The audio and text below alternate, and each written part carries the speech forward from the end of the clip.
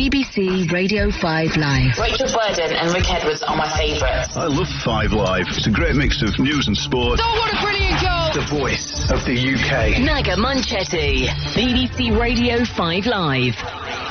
It is coming up to 20 minutes to 1. Good afternoon to you. So, we knew this before Prime Minister's questions, actually, that the Prime Minister, Rishi Sunak, is now going to the COP27 climate summit in Egypt. We were told a while ago that he would be too busy preparing for the budget later this month to attend the event, which opens on Sunday. But there was a statement today that he will be going. He's going because there would be no long-term prosperity without action on climate change.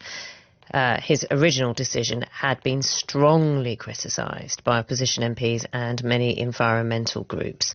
Professor Klaus Dodds is Professor of Geopolitics at the Royal Holloway, University of London. Good afternoon to you, Professor. Hello. Hello. Does it matter? Should we care if Rishi Sunak goes? Yeah, I think it does matter. I mean, I think why do we have the COP process? Why does COP matter? Because it's about accountability. It's about sending a very, very clear message that the climate crisis is the defining issue of our day and will be for future generations. And I think, frankly speaking, it's embarrassing that the Prime Minister has been bounced into attending after previously, in terms of the previous administration, saying that didn't want King Charles III to attend. And now, of course, all we've seen now that, which is inevitable. Boris Johnson said he was going to attend. And then I think Sunak's been put in an impossible position. Why do we need COP27 to make such a difference? I thought COP26 was a resounding success. Yeah, I wish COP26 was a resounding success. It doesn't mean, by the way, it wasn't important, but there's some hard facts that we just have to get a hold of. So number one, for example, we're supposed to be committing ourselves, globally speaking, to financial commitments that absolutely take seriously the damage that is being done by climate change now and in the future. So, for example, it was agreed that $100 billion would be made available to support particularly the global south. And that commitment will start from 2020 and run to 2025. Now, rather than getting to $100 billion, the best we've managed is about 83 billion. So we're short on climate finance. We haven't really addressed loss and damage. We know that certain parts of the world are going to be uninhabitable because of excessive heat and water. And if nothing else, Prime Minister Sunak should be in Egypt, because Egypt, as we know, is in the continent of Africa, which is responsible for little more than 2 to 3% of global emissions. So this is a continent that is bearing the brunt of climate change and yet historically has had little to no responsibility for it. It's interesting, isn't it, when you look at who, is and isn't going. The environmental campaigner, Greta Thunberg, she's been talking a lot lately because she's created this collection of essays and thoughts when it comes to climate change. She's been talking to my colleague, Nahal, and she says she's not going to COP27. I just want to play what she has said, her reasons are, and the people behind it.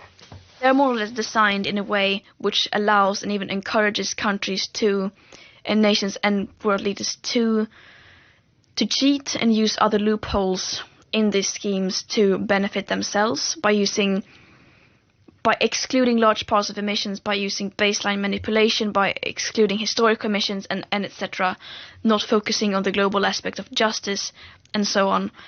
And if that is not even present there, the fact that all of this is happening, that's a clear sign that it's not going to lead to any major changes. If we do not even include all the problem, if we only include a small part of it, that's a clear sign that they're not really taking this seriously. Right now, it's more or less being used as a way for them to greenwash themselves and to say that we are taking action by deciding on these small, symbolic, vague, very distant commitments that then very often fail to even reach. I mean, what do you make of that? So, of course, I mean, Greta is well known for her comments, blah, blah, blah, blah. Yes, exactly.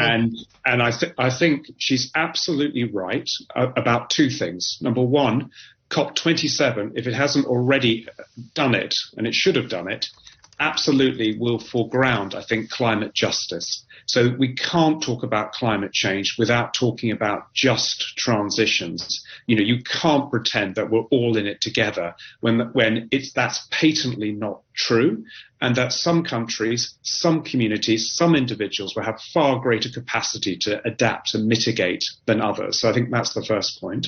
I think, secondly, she's quite right that when it comes to things like financial commitments, the global community, particularly the wealthier parts of the world, have been found wanting, hence my comment about $80 billion rather than $100 billion.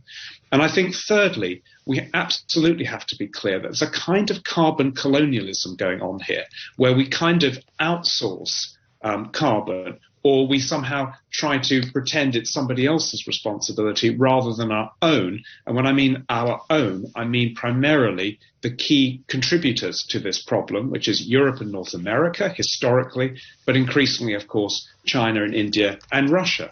So I think there are lots of factors going on, but I think what's really noticeable as well, particularly in the global north, is how the climate crisis or climate change is being turned into a kind of energy security issue. So I think one way we may get progress, and perhaps the Ukrainian conflict crisis has actually accelerated this further, is that the United States is not the only one to recognize that there are extraordinary economic opportunities around clean energy and actually achieving a different kind of energy dominance that doesn't necessarily revolve around oil and gas. So I think it's a bit like with ozone diplomacy when we got rid of CFCs all those years ago. One of the reasons why the US actually assumed a leadership role was because the key industries had already found ways to substitute CFC causing products.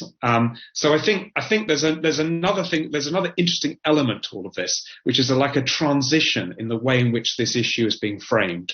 Less climate change, more energy security. And I think you'll see that increasingly going forward.